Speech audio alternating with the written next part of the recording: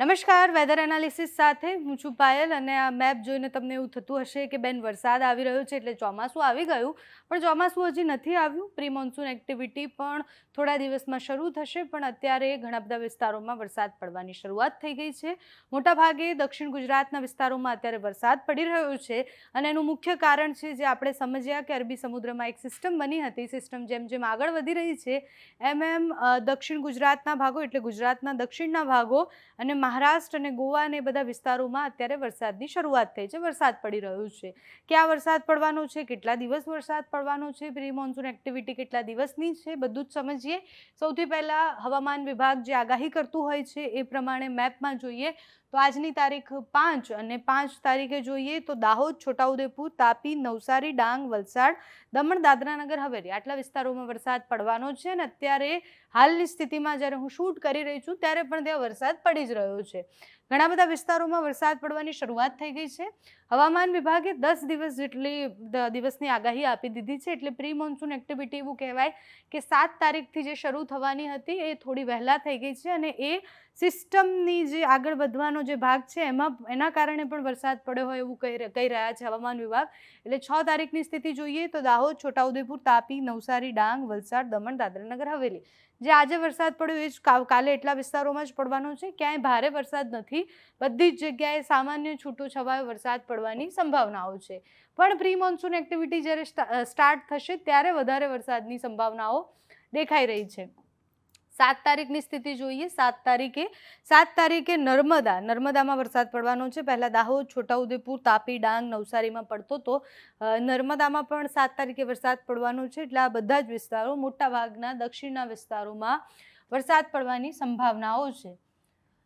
8 તારીખે સૌરાષ્ટ્રમાં પણ વરસાદ પડવાનો છે. દરિયાકાંઠાના જે વિસ્તારો છે ત્યાં બધી જ જગ્યાએ ક્યાં વરસાદ પડવાનો છે તો આ બાજુ આણંદ, વડોદરા, પંચમહાલ, દાહોદ, છોટાઉદેપુર, નર્મદા, તાપી, નવસારી, ડાંગ, વલસાડ, દમણ, દાદરા નગર હવેલી અને સૌરાષ્ટ્રના ભાગોમાં ગીર સોમનાથ, અમરેલી અને ભાવનગર આટલા વિસ્તારોમાં દરિયાકાંઠાના વિસ્તારોમાં વરસાદ પડવાનો છે. એટલે હવે 7 તારીખ સુધીની જ્યારે આપણે સ્થિતિ જોઈએ ત્યારે આપણને ખ્યાલ આવે કે આ જે અરબ સાગરમાં બનેલી જે સિસ્ટમ હતી જે ડીપ ડિપ્રેશન સુધી પહોંચવાની હતી એવું હવામાન વિભાગ કહી રહ્યા હતા અને હવામાન નિષ્ણાંતો પણ જે કહી રહ્યા હતા એ જેમ જેમ આગળ વધે છે એમ ગુજરાતના જે દક્ષિણના ભાગો છે અને દરિયાકાંઠાના ભાગો છે જ્યારે પસાર થશે ત્યારે તો ભારે વરસાદ પડવાનો જ છે, પણ એ જેમ જેમ નજીક આવે સિસ્ટમ એમ પણ વરસાદ પડી રહ્યો છે. હવે 9 તારીખની સ્થિતિ જોઈએ તો અહીંયાથી પ્રી મોન્સૂન એક્ટિવિટી આપણે માનવાનું કે શરૂ થઈ ગઈ છે.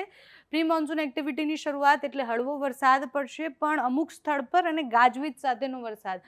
આ ગ્રીન કલર તમને જે દેખાય છે એ ગાજવીજ સાથે હળવો મધ્યમ વરસાદ પડવાની સંભાવનાઓ છે. મોટાભાગના વિસ્તારોમાં વરસાદ પડશે 9 તારીખે.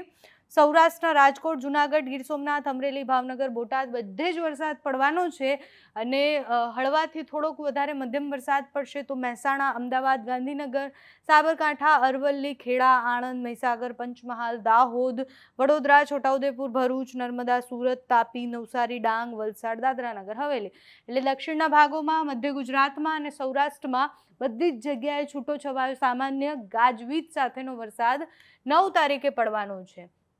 અને પ્રી મોન્સૂન એક્ટિવિટી પણ શરૂ થઈ જશે એવું માનવામાં આવે છે. હવામાન વિભાગે જે તારીખ આપી છે એ પ્રમાણે કે 17-18 તારીખની આસપાસ ગુજરાતમાં ચોમાસું પ્રવેશી જશે એટલે ગુજરાતમાં ચોમાસું વિધિવત રીતના બેસી જવાનું છે. 10 તારીખે ક્યાં વરસાદ પડશે તો ગીર સોમનાથ, અમરેલી, ભાવનગર સામાન્ય છૂટો છવાયો વરસાદ પડવાનો છે. અમદાવાદ, મહેસાણા, ગાંધીનગર, સાબરકાંઠા, અરવલ્લી, ખેડા, આણંદ, વડોદરા મધ્ય ગુજરાતના જે ભાગો છે અને દક્ષિણ ગુજરાત બધી જ જગ્યાએ ગાજવીજ સાથે વરસાદ પડવાની સંભાવનાઓ છે. એટલે 10 તારીખ 11 તારીખે પણ એ જ સ્થિતિ રહેવાની છે. ગાજવીજ સાથે હળવા વરસાદની આગાહી હવામાન વિભાગ દ્વારા આપવામાં આવી છે અને હવામાન વિભાગનું એવું માનવું છે કે આ બધો જ વરસાદ એ પ્રી મોન્સૂન એક્ટિવિટીના ભાગરૂપે પડવાનો છે. એટલે આ જે વરસાદ હશે એ કોઈ જ ભારે વરસાદ નથી રહેવાનો. વિંડીના માધ્યમથી આપણે એ પણ સમજીએ કે જે સિસ્ટમની આપણે વાત કરી રહ્યા હતા એ સિસ્ટમ કઈ રીતના આગળ વધી રહી છે, સિસ્ટમ કેટલી સ્ટ્રોંગ બની છે. કારણ કે હવામાન નિષ્ણાંતોનું માનવું હતું કે એ જે સિસ્ટમ છે એ ડીપ ડિપ્રેશનથી આગળ ક્યાંય જ વધવાની નથી. તમને જો અહીંયા એક સિસ્ટમ બતાવું હું, અહીંયા માલદીવ્સની આસપાસ એક સિસ્ટમ બની હતી અને આ એ સિસ્ટમ છે. એ સિસ્ટમ હવે જેમ જેમ આ તરફ આગળ વધશે એમ આપણા ત્યાં વરસાદ અને હવામાનમાં પણ પલટો આવશે. એટલે સિસ્ટમ હજી સુધી લો પ્રેશર સિસ્ટમ છે, ડીપ ડિપ્રેશનમાં જશે, પહેલાં ડિપ્રેશનમાં જશે, પછી ડીપ ડિપ્રેશનમાં જશે. સાયક્લોનિક સ્ટ્રોમ નહીં બને કારણ કે એટલું હવાનું દબાણ નથી અને એ સિસ્ટમ એટલી મજબૂત પણ નથી કે સાયક્લોનિક સ્ટ્રોમ બને. પણ અહીંયા બનેલી એ સિસ્ટમ છે જેના કારણે ગુજરાતના હવામાનમાં પલટો આવ્યો છે. આ સિસ્ટમ જેમ જેમ નજીક આવશે એમ ગુજરાતના વાતાવરણમાં પલટો આવવાનો છે. હવામાન વિભાગનું માનવું છે કે સિસ્ટમ અને પ્રી મોન્સૂન એક્ટિવિટી બંને ભેગું થઈ અને ગુજરાતમાં સતત 1-2 અઠવાડિયા વરસાદ રહેવાનું છે. અને 1-2 અઠવાડિયા જે વરસાદ છે એ પ્રી મોન્સૂનના ભાગરૂપેનો વરસાદ છે. એના ચોક્કસ ક્રાઇટેરિયા હોય છે કે ચોમાસું બેસે અને જો સતત 2-3 દિવસ આટલો વરસાદ, આટલા વરસાદ પડે છે તો ચોમાસું વિધિવત રીતના બેસી ગયું છે એવું કહેવાય. એટલે ચોમાસું બેસવામાં હજી વાર છે, પણ ચોમાસું બેસે એની પહેલાંથી જ ગુજરાતે ભીંજાવાનું છે, વરસાદ પડવાની શરૂઆત થઈ જવાની છે.